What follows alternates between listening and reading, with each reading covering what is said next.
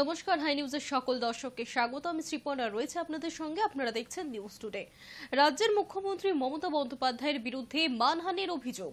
রাজ্যের মুখ্যমন্ত্রী মমতা বন্দ্যোপাধ্যায়ের বিরুদ্ধে মানহানির অভিযোগ তুলে কলকাতা হাইকোর্টে মামলা করেছিলেন রাজ্যপাল সিবি আনন্দ বোস। সোমবার সেই মামলার শুনানি ছিল বিচারপতি কৃষ্ণ রাওয়ের বেঞ্চে। শুনানিতে দুপক্ষে সওয়াল জবাব শেষে অন্তর্বর্তী নির্দেশ আপাতত মুলতবি রাখল কলকাতা হাইকোর্ট।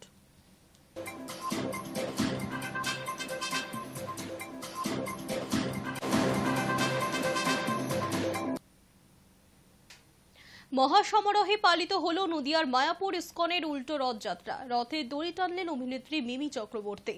সোমবার নদিয়ার মায়াপুর ইস্কন চন্দ্রোদয় মন্দিরে পালিত হল উল্টো রথ উৎসব। গোটা মায়াপুর ইস্কন মন্দিরকে এক অন্য রূপে সুসজ্জিত করা হয়েছে। রথের দড়িতে টান দিতে দূর দূরান্ত থেকে অসংখ্য ভক্তবৃন্দরা এসে উপস্থিত হয়েছেন এই মন্দিরে। বিদেশি ভক্তবৃন্দদেরও উচ্ছ্বাস ছিল চোখে পড়ার মতো।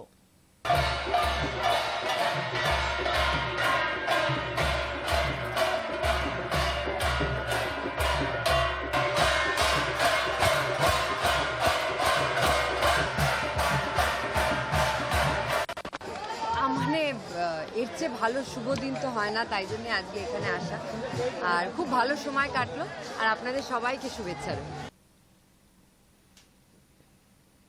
উল্টো রথের দিন খুঁটি পুজো সম্পন্ন হল দক্ষিণ কলকাতার অন্যতম পুজো ত্রিধারা সম্মেলনের। ত্রিধারার মূল উদ্যোক্তা রাসবিহারী বিধায়ক তথা কলকাতা পৌর সংস্থার মেয়র পারিষদ দেবাশিস কুমার নিজেই পুজোর আচার আচরণ পালন করলেন। খুঁটি পুজো শেষে দেবাশিস কুমার জানিয়েছেন, প্রত্যেক বছরের মতো এবারও তাদের পুজোয় অন্যরকম চমক থাকছে।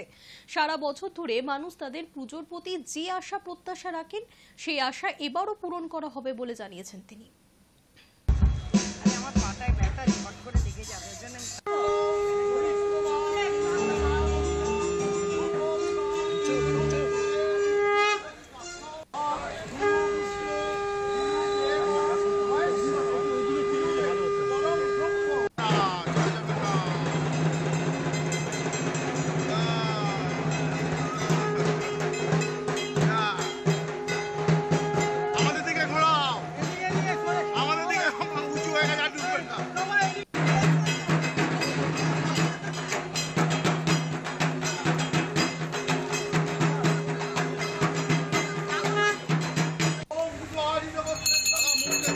অনেকদিন আগে শুরু হয়ে গেছে, ভাবনাও আছে, কিন্তু আমরা ঠিক এইভাবে করি না। প্রতি বছরই আমরা আরেকটা করে প্রেস কনফারেন্স করি, এখানে ভাবনাটা আমরা করি।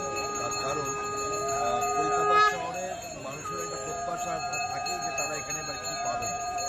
এত তাড়াতাড়ি বলে দিলে মানুষেরও সেই কৌতূহলটাই শুরু হয়ে যার ফলে আমরা ঠিক সময় মতো আমাদের সেপ্টেম্বর মাসের প্রথম সপ্তাহে আমাদের ম্যাগাজিন, আমাদের শারদীয়া সংখ্যা বেরোবে, সেদিনকেই আমরা ডিসক্লোজ করবো যে আমরা কী করছি।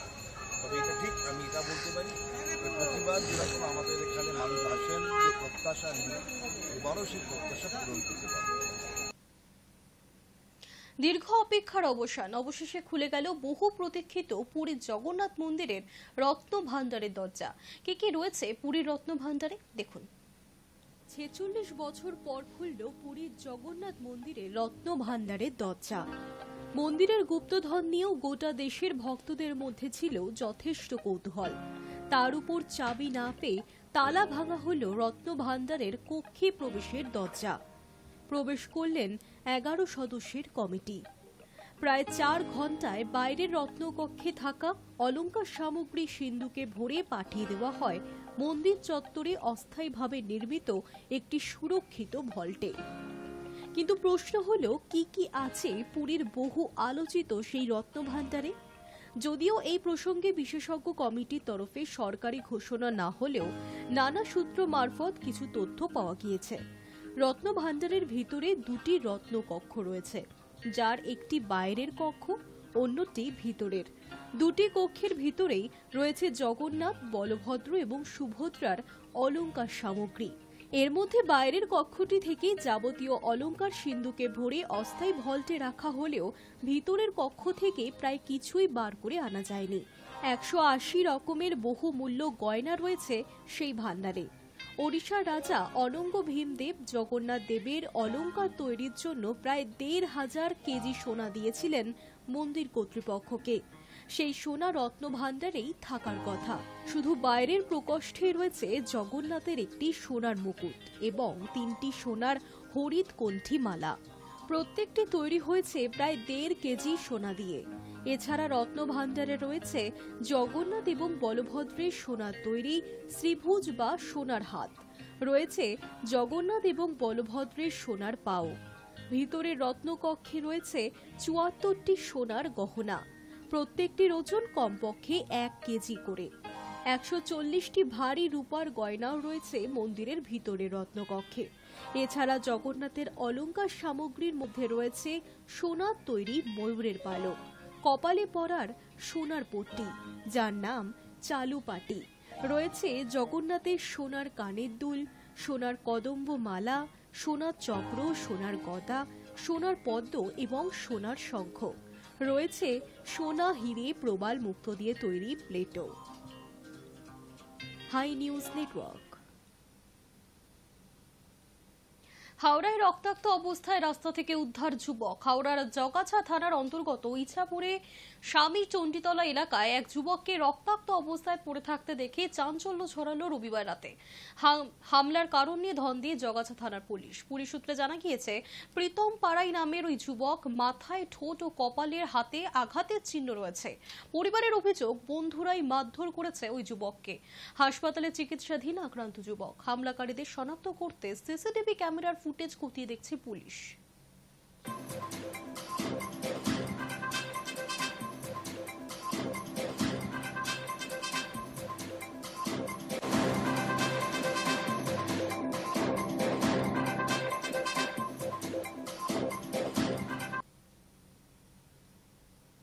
সুন্দরবনের মৎস্যজীবীদের ৬ দিনের জন্য মাছ ধরতে না যাওয়ার নির্দেশ। দুশ্চিন্তায় মৎস্যজীবীরা।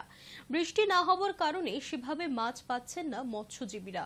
তার উপর মাছ ধরতে না যাওয়ার নির্দেশ। ডিফেন্স রিসার্চ অ্যান্ড ডেভেলপমেন্ট অর্গানাইজেশনের বিমান মহড়ার জন্য আগামী ১৭ জুলাই থেকে ১৯ জুলাই এবং ২৪ জুলাই থেকে ২৬ জুলাই ২ দফায় মৎস্যজীবীদের সমুদ্রে যেতে নিষেধাজ্ঞা জারি করা হয়েছে, যার কারণে দুশ্চিন্তায় পড়েছেন মৎস্যজীবীরা। আমাদের কাছে মৎস্য দপ্তর একটা মেসেজ পাঠিয়েছে যে ওই ১৭ জুলাই থেকে ১৯ জুলাই এবং ২৪ জুলাই থেকে ২৬ জুলাই এই ৬ দিন আমাদের সমুদ্রের উপকূলের যে কাছাকাছি যে ট্রলারগুলো থাকে তাদেরকে মানে যেতে না বলেছে এই কয়েকদিন। তার কারণ হচ্ছে ওই ডিআরডিওর একটা হচ্ছে ফ্লাইট ট্রায়াল, যেটা হচ্ছে বিমান মহড়া, ওরা একটা করবে। তার জন্য ট্রলারগুলো যাতে ওই কাছাকাছি না থাকে তার জন্য হচ্ছে এই নিষেধাজ্ঞাটা। তবে এখন একটা ভরা সিজন, তারপরে আমাদের হচ্ছে ১৫ জুন থেকে মাছ ধরতে সমুদ্রে নেমেছে। ভালো মাছও এখনো পর্যন্ত হয়নি। এই সবে হচ্ছে ইলিশ মাছটা দেখা দিয়েছে। তো এখন যদি আবার সেই ৬ দিন ফিশিং বন্ধ থাকে তো মৎস্যজীবীদের তো অপূরণীয় ক্ষতি। তবে এগুলো হঠাৎ করে এই সিদ্ধান্তগুলো নিয়েছে, এগুলো আমাদের যদি আগে থেকে জানানো হতো তাহলে আমাদের আরো একটু সুবিধা হতো। তবে এতে ফিশারম্যানদের একটু ক্ষতি হবে। ৩ দিন ৬ দিন হচ্ছে ফিশিং করতে পারছে না, মাছ ধরতে পারছে না, ওদেরকে ঘাটে দাঁড়িয়ে থাকতে হবে। এটা একটা অপূরণীয় ক্ষতি। সোমবার সকালে বানারহাট ব্লকের রিয়াবাড়ি চা বাগানে খাঁচাবন্দি একটি পূর্ণবয়স্ক চিতাবাঘ। সম্প্রতি জাতীয় পর্যায়ের এক পরিসংখ্যানে জানা গিয়েছে, ডুয়ার্স সহ দেশের অন্যান্য অঞ্চলে চিতাবাঘের সংখ্যা বৃদ্ধি পেয়েছে। গত দুদিন ধরে ডুয়ার্সের বাতাবাড়ির সেখানকার এলাকায় সোমবার সকালে বানারহাট ব্লকের রিয়াবাড়ি চা বাগানে খাঁচাবন্দি হল পূর্ণবয়স্ক পুরুষ চিতাবাঘ। জানা যাচ্ছে, বেশ কিছুদিন ধরে রিয়াবাড়ি চা বাগানে চিতাবাঘের আতঙ্ক ছড়িয়েছে। বাগানের তরফে বন দপ্তরের কাছে এই বিষয় জানানোর পর সোমবার সকালে খাঁচায় বন্দী হল চিতাবাঘ। বিন্নাগুড়ি ওয়াইল্ড লাইফ স্কোয়াডের বনকর্মীরা পৌঁছে চিতাবাঘটিকে উদ্ধার করেছে। বন দপ্তর সূত্রে জানা যাচ্ছে, প্রাথমিক চিকিৎসার পর চিতাবাঘটিকে জঙ্গলে ছেড়ে দেওয়া হবে।